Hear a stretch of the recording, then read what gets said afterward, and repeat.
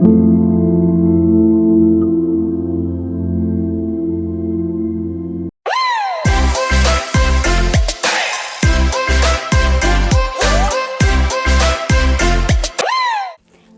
മിശിഹായ്ക്ക് സ്തുതിയായിരിക്കട്ടെ. വിശുദ്ധ അലോഷ്യസ് ഗോൺസാഗ.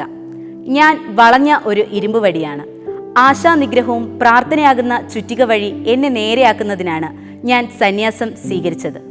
വിശുദ്ധ അലോഷ്യസ് ഗോൺസാഗയുടെ വാക്കുകളാണിത്. ഇറ്റലിയിലെ പ്രഭു ഫെർഡിനൻഡ് ഗോൺസാഗയുടെ മകനായി 1568 അലോഷ്യസ് ഗോൺസാഗ ജനിച്ചത്. 9-ാം വയസ്സിൽ നിത്യബ്രഹ്മചര്യവ്രതം എടുത്തു. ഫ്ലോറൻസിൽ വിദ്യാഭ്യാസം ആരംഭിക്കുകയും ചെയ്തു. അക്കാലത്ത് നാട്ടിൽ നടമാടിയിരുന്ന പല തിന്മകളിൽ നിന്നും അദ്ദേഹം ബോധപൂർവം മാറി നിന്നു. ഒരു പുരോഹിതനാവുക എന്നതായിരുന്നു അദ്ദേഹത്തിന്റെ ആഗ്രഹം.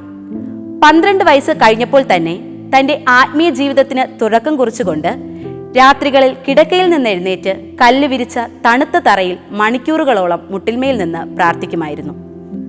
ഒരു സന്യാസിയാർത്ഥിയായി 1585 ജസ്യൂട്ട് സഭയിൽ ചേർന്നു.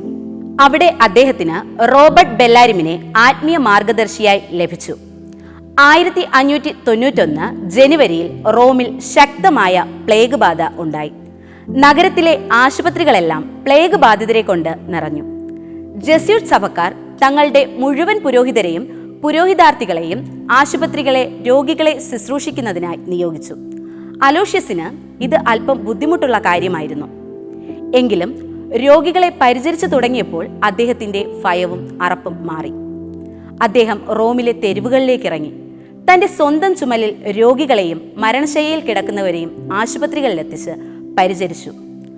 ആഴ്ചകൾക്കുള്ളിൽ അലോഷ്യസിന് പ്ലേഗ് ബാധിക്കുകയും 1591 തന്റെ 23-ാം വയസ്സിൽ ഈശോ എന്ന നാമം ഉച്ചരിച്ചുകൊണ്ട് അലോഷ്യസ് മരണമടയുകയും ചെയ്തു. നിസ്സഹായരിലും രോഗികളിലും മരണശയ്യയിൽ കിടക്കുന്നവരിലും ക്രൂശിതനായ യേശുവിന്റെ മുഖം ദർശിച്ച് അലോഷ്യസ് സ്വർഗീയ സമ്മാനത്തിന് അർഹനായി. 1926 അലോഷ്യസിനെ വിശുദ്ധനായി പ്രഖ്യാപിച്ചു. കൗമാരക്കാരുടെ മധ്യസ്ഥൻ എന്നാണ് ഈ വിശുദ്ധൻ അറിയപ്പെടുന്നത്. വിശുദ്ധ അലോഷ്യസിനെ പോലെ നമ്മുടെ യുവജനങ്ങളും വേദനിക്കുന്നവരിൽ യേശുവിനെ ദർശിച്ച് സേവനം ചെയ്ത് കടന്നു പോകുവാൻ കഴിയട്ടെ എന്ന് നമുക്ക് ഈ അവസരത്തിൽ പ്രാർത്ഥിക്കാം. ആമേൻ.